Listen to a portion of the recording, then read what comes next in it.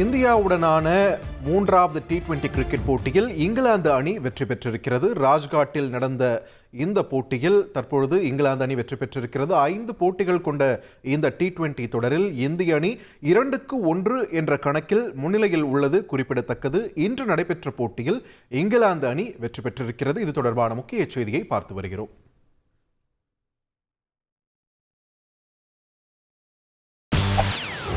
செய்திகளை உடனுக்குடன் தெரிந்து கொள்ள உடனே சப்ஸ்கிரைப் பண்ணுங்க.